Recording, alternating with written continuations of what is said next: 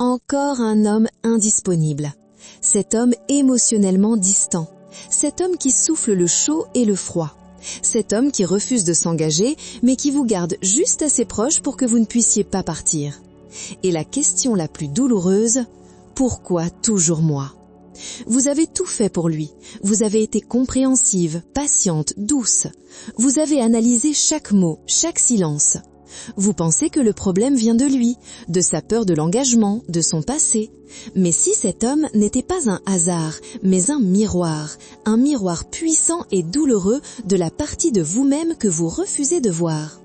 Cette partie invisible et pourtant si puissante a un nom.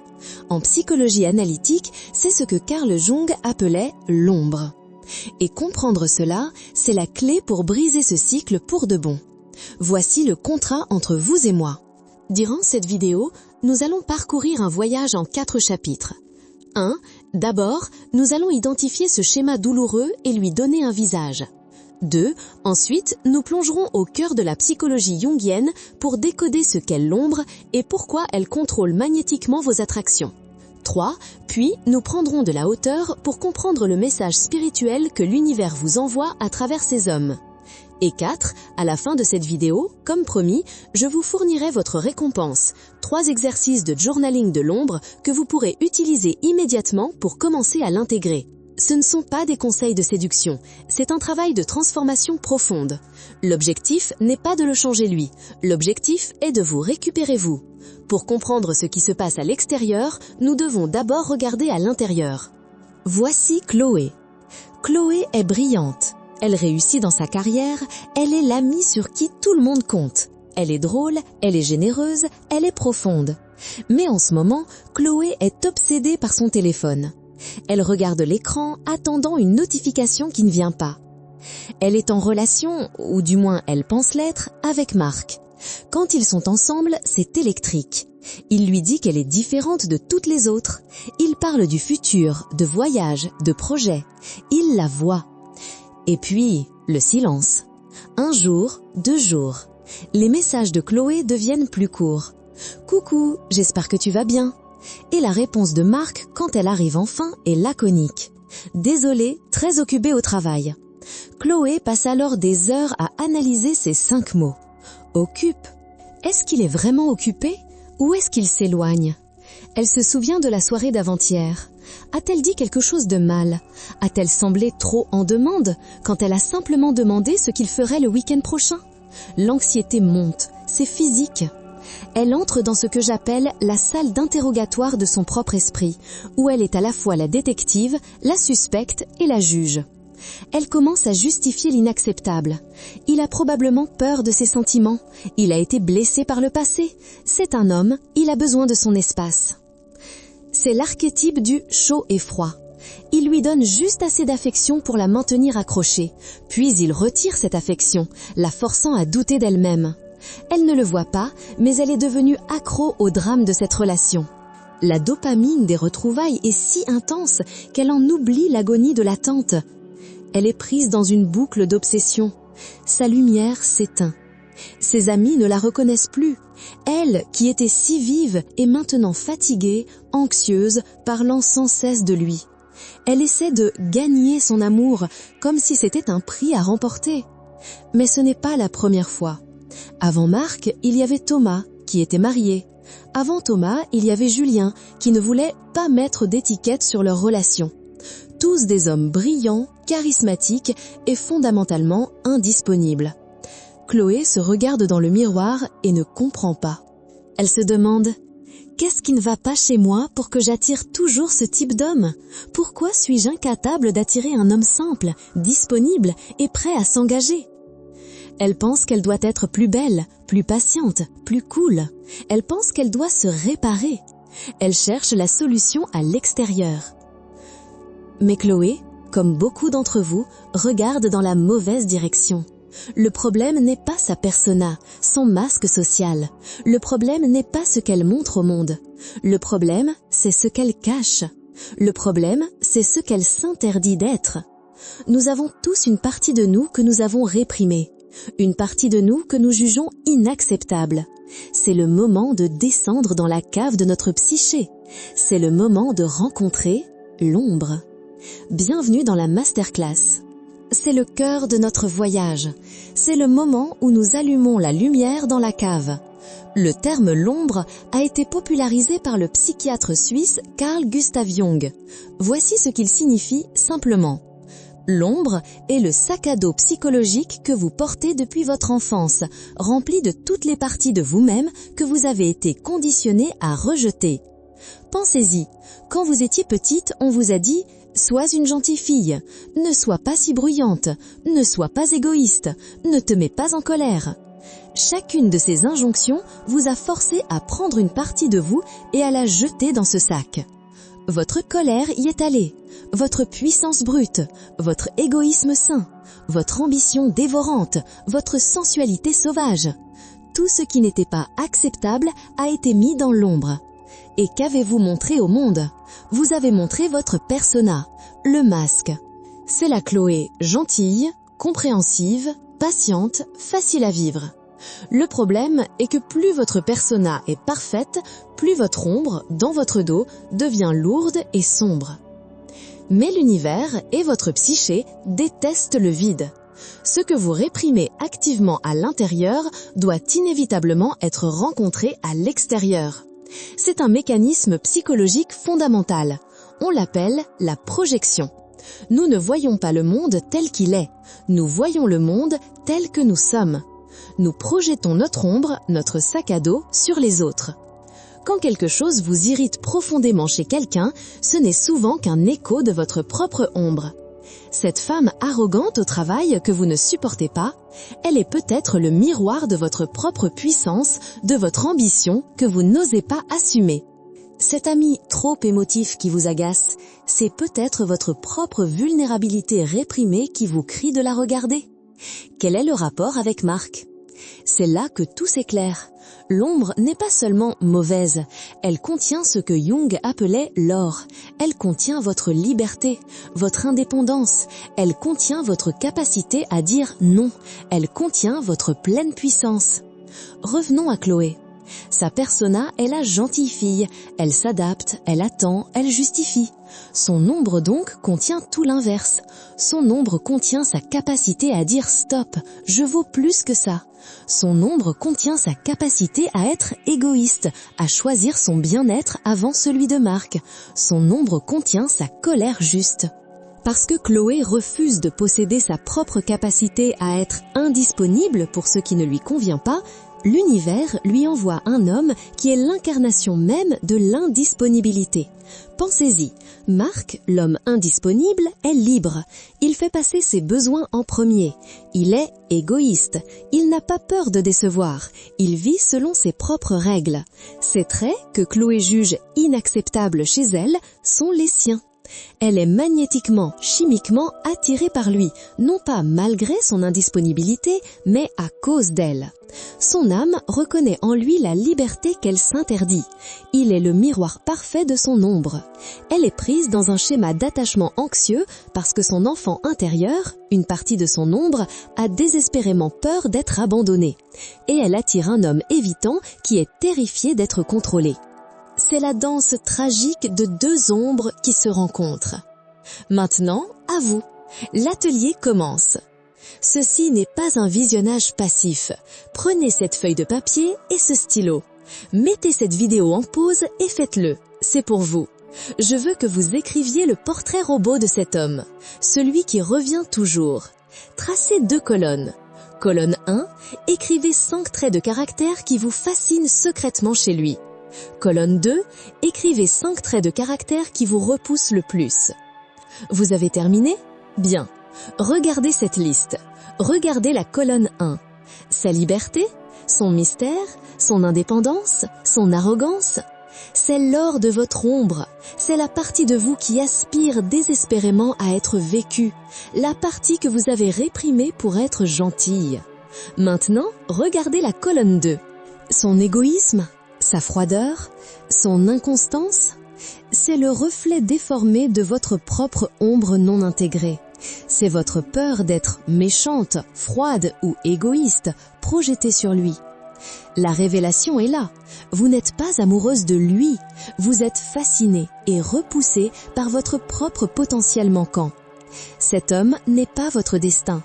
C'est un messager brutalement honnête envoyé par votre propre psyché pour vous forcer à regarder dans le sac à dos.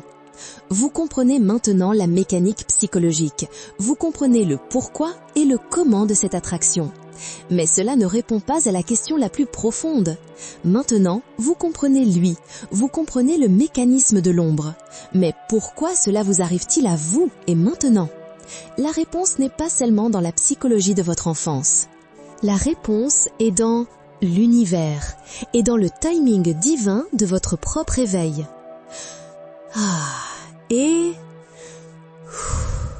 La section précédente était dense. Nous étions dans le mental, dans l'analyse, dans la psychologie de Jung. Maintenant, nous allons entrer dans l'espace du cœur. Nous allons changer de fréquence. La musique ici, elle change. Elle devient plus douce, plus méditative. Ce que la psychologie appelle projection de l'ombre, la spiritualité l'appelle l'effet miroir. Et ce que la psychologie appelle un schéma répétitif, la spiritualité l'appelle un test de l'univers. Cet homme n'est pas une punition, il est un enseignant, il est une mission sacrée que votre âme a choisie pour votre propre évolution. Rien de ce qui vous arrive n'est un hasard, l'univers n'est pas chaotique, il est incroyablement intelligent. Il ne vous envoie pas de problèmes, il vous envoie des opportunités de guérison. Et cet homme est une opportunité majeure. Voyez-le de cette façon. Votre enfant intérieur, cette partie de vous blessée dans l'ombre, crie depuis des années. Elle crie « Ne m'abandonne pas, regarde-moi, valide-moi ». Et pendant des années, vous avez ignoré cet appel. Vous avez cherché à l'extérieur ce qui ne pouvait être trouvé qu'à l'intérieur. Alors l'univers, dans son infinie sagesse, a augmenté le volume. Il vous a envoyé un miroir si précis, si douloureux, que vous ne pouvez plus l'ignorer. Cet homme indisponible est le reflet parfait de votre propre indisponibilité envers vous-même. Il est indisponible pour vous de la même manière que vous êtes indisponible pour votre propre enfant intérieur, pour votre propre ombre. Vous lui donnez toute l'attention que votre enfant intérieur vous réclame. Vous analysez ses moindres faits et gestes, pendant que votre propre âme attend que vous analysiez vos propres besoins. Vous attendez ces messages, pendant que votre intuition vous envoie des messages que vous ignorez. C'est le timing divin. Le fait que vous regardiez cette vidéo maintenant, le fait que cette douleur soit devenue insupportable maintenant. Ce n'est pas un signe que vous avez échoué, c'est le signe que vous êtes prête pour le niveau suivant. Vous êtes prête à cesser d'être l'étudiante et à devenir la guérisseuse. Le test de l'univers n'est pas « peux-tu le changer ?» Le test n'est pas « peux-tu le convaincre de s'engager ?» Le test est simple mais profond.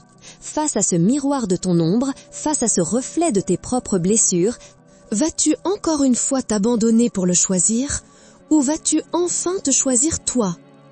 À chaque fois que vous justifiez son comportement inacceptable, vous échouez au test. À chaque fois que vous trahissez vos propres limites par peur de le perdre, vous échouez au test. Et l'univers, patiemment, vous représentera ce test, encore et encore, avec Marc ou avec un autre homme qui lui ressemblera étrangement, jusqu'à ce que vous compreniez. Comment réussir le test? En changeant votre fréquence vibratoire. En ce moment, Chloé vibre à la fréquence de l'anxiété, du manque et de la peur. Et par la loi de l'attraction, elle ne peut attirer que des expériences qui valident cette fréquence. Elle attire le rejet parce qu'elle se rejette elle-même. La guérison spirituelle, c'est l'acte de ramener à la maison les parties de vous que vous avez exilées. C'est aller dans l'ombre, non pas avec un fouet, mais avec une lumière. C'est de dire à votre colère, tu as le droit d'être là. C'est de dire à votre égoïsme, tu es ma protection. C'est de dire à votre enfant intérieur, je suis là, je ne t'abandonnerai plus jamais. Quand vous faites cela, quand vous commencez à intégrer votre ombre, votre fréquence change. Vous passez du manque à la complétude. Vous entrez dans votre pleine puissance. Et c'est là que le miracle se produit. L'homme miroir, Marc, a deux choix. Soit il s'élève pour correspondre à votre nouvelle fréquence, soit, et c'est le plus probable, il disparaît de votre réalité, parce que son travail est terminé. Le messager n'est plus nécessaire, car vous avez reçu le message. Comprendre ce message, c'est 90% du chemin. Vous avez identifié la douleur, vous avez décodé la psychologie. Vous avez compris le message spirituel. Les 10% restants sont « Que devez-vous faire, concrètement, ce soir, demain ? Comment commence-t-on à parler à son ombre ? Comment pose-t-on des limites à un homme qui souffle le chaud et le froid ?» Dans le chapitre 4, je vous donne la feuille de route promise. C'est le moment de l'application pratique. C'est le moment de la récompense. L'action, c'est ici que la transformation s'ancre. La compréhension intellectuelle est une chose, l'incarnation en est une autre. Vous avez compris la psychologie et le message spirituel. Maintenant, nous allons donner à votre cerveau et à votre âme de nouveaux outils. C'est la feuille de route promise. Prenez votre carnet. Outil 1, l'exercice du dialogue de l'ombre. C'est le plus puissant. Ce soir, avant de dormir, asseyez-vous au calme pendant 10 minutes. Fermez les yeux. Et je veux que vous visualisiez cette partie de vous, cet enfant intérieur blessé, cette partie de votre ombre qui est si anxieuse. Elle est là, devant vous. N'essayez pas de la réparer. Écoutez-la. Demandez-lui, de quoi as-tu peur en ce moment ? Demandez-lui, de quoi as-tu besoin de ma part ? Laissez les réponses venir sans jugement. Peut-être qu'elle a peur d'être abandonnée. Peut-être qu'elle a juste besoin d'être rassurée. Et puis, faites cette promesse. Dites-lui à voix haute, « Je te vois, je ne te laisserai pas tomber, je ne t'abandonnerai plus pour un homme. » C'est un acte de reparenting. Vous cessez de demander à Marc de rassurer votre enfant intérieur. Vous le faites vous-même. Vous reprenez le pouvoir. Outil 2, le journaling de l'or réprimé. Nous allons récupérer l'or que nous avons identifié dans la section 3. Vous vous souvenez de la colonne 1 ? Ces traits de l'homme indisponible qui vous fascinent. Sa liberté, son égoïsme sain, sa capacité à dire non. Choisissez-en un. Disons, la liberté. Prenez votre carnet et écrivez cette question en haut de la page. Comment puis-je incarner 5% de plus de cette liberté dans ma propre vie dès aujourd'hui d'une manière qui me fait du bien ? Pas 100%, juste 5%. Peut-être que cela signifie éteindre votre téléphone pendant 2 heures. Peut-être que cela signifie dire non à une invitation dont vous n'avez pas envie. Peut-être que cela signifie réserver ce voyage en solo que vous repoussez. En faisant cela, vous commencez à intégrer l'ombre. Vous n'avez plus besoin de la chasser à l'extérieur, chez lui, car vous la cultivez à l'intérieur. Outil 3, le détecteur de vérité de l'ombre. C'est un exercice de journaling rapide pour les moments d'anxiété. Quand il vous envoie ce message chaud, après 3 jours de silence, froid. Avant de répondre, prenez votre carnet. Tracez 2 colonnes. Colonne 1, ce que ma persona, gentille fille, veut faire. Exemple, lui répondre tout de suite, être adorable, lui montrer que je ne suis pas fâchée. Colonne 2, ce que mon ombre, ma puissance, sait être vrai.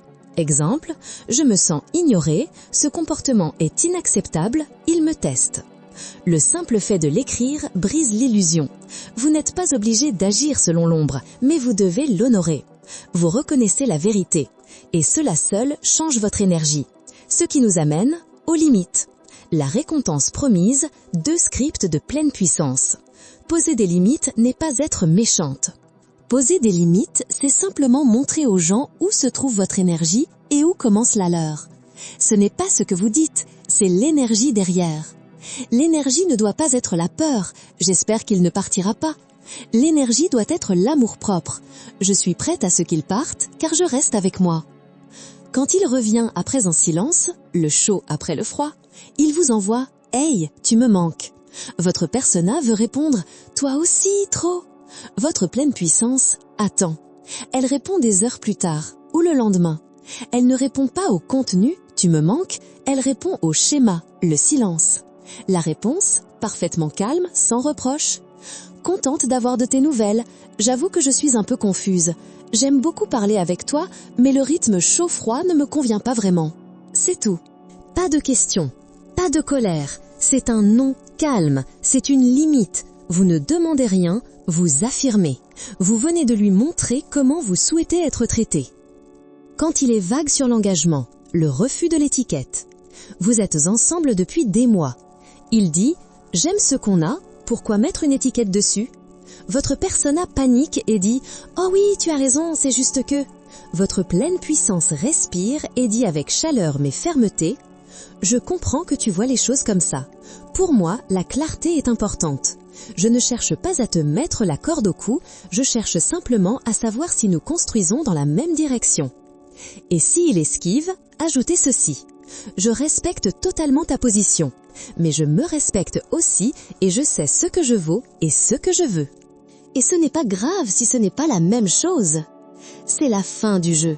Vous ne jouez plus pour le gagner, vous jouez pour vous choisir. Vous avez les outils de journaling pour intégrer l'ombre. Vous avez les scripts pour communiquer depuis votre pleine puissance. Ce n'est plus une question de lui, c'est une question de vous.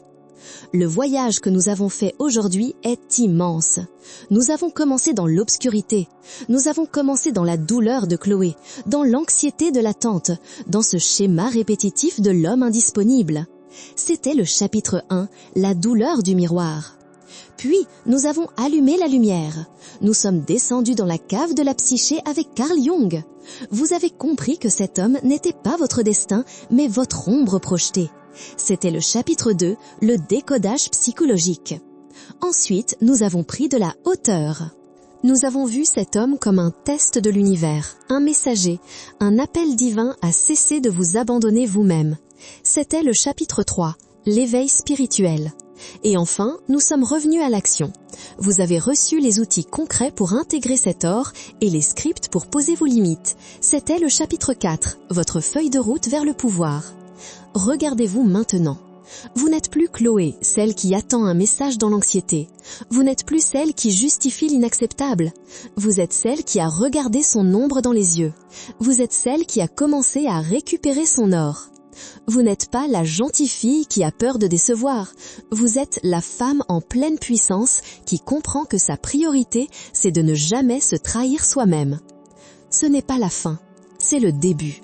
Ce travail sur l'ombre est le voyage le plus important de votre vie. Et je serai là à chaque étape. C'est pourquoi vous devez vous abonner. Si cette vidéo a résonné en vous, si vous avez senti un changement, une vérité, cliquez sur ce bouton s'abonner et activez la cloche. Car la prochaine vidéo est la suite de celle-ci. C'est le prochain niveau de votre transformation. Rejoignez cette communauté de femmes qui ont décidé de se choisir. Le voyage vers votre pleine puissance ne fait que commencer.